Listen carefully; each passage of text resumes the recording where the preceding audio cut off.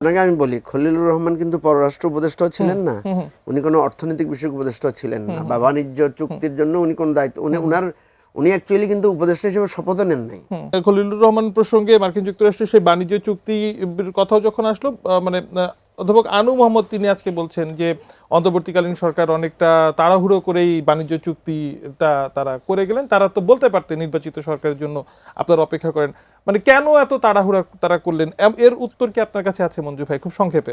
না দেখেন, ওই বাণিজ্য চুক্তিটা নিয়ে কিন্তু আমরা তখন আপত্তিও তুলেছিলাম, নানান রকম কথা সেখানে আমরা তুলেছিলাম, কিন্তু মনে রাখতে হবে তখন কিন্তু আমাদের গার্মেন্টস সেক্টরের খুব একটা বড় প্রেশার ছিল। কারণ তখন কিন্তু সরকারের একটা চাপ তৈরি হয়েছিল যে এই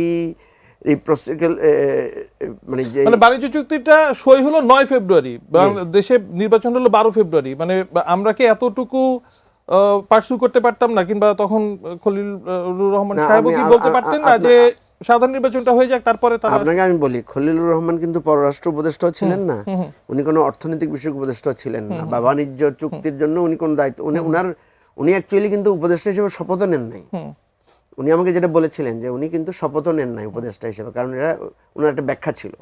আচ্ছা দেখেন, উনি ছিলেন কি রোহিঙ্গা বিষয়ক হাই রিপ্রেজেন্টেটিভ। না, আমি সে মানে ওই সাথে খলিলুর রহমান সাহেবের প্রসঙ্গটা আমি বাদ দিয়ে যাচ্ছি, মানে এই চুক্তিটার পোস্টপোন করার কোনো সুযোগ ছিল না বলেই করা হয়েছে। সেটার একটা ইমার্জেন্সি ছিল, ডিউ টু ইন্ডিয়া পাকিস্তান মিলে করে ফেলেছে আমাদের এই জায়গাটা। অসংখ্য ধন্যবাদ নীলুফার চৌধুরী মনি। 30 সেকেন্ড দিতে পারবো, মানে এই চুক্তিকে এখন বর্তমান সরকার কিভাবে হ্যান্ডেল করবে?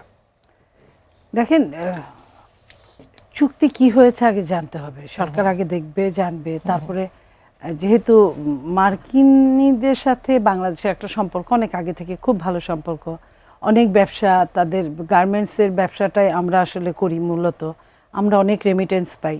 সেটা যদি সহনীয় চুক্তি হয়, সেটা যদি জনগণের খুব সিরিয়াস প্রভাব না পড়ে, মানে পুনর্বিবেচনার কোনো সুযোগ কি আছে আপনি মনে করছেন? হ্যাঁ অথবা নাতে আমি শেষ করতে চাই। পুনর্বিবেচনার এইখানে আমেরিকার সাথে পুনর্বিবেচনাটা টাফ। তারপরেও গণতন্ত্র কিন্তু তার চেয়েও বেশি টাফ। অসংখ্য ধন্যবাদ।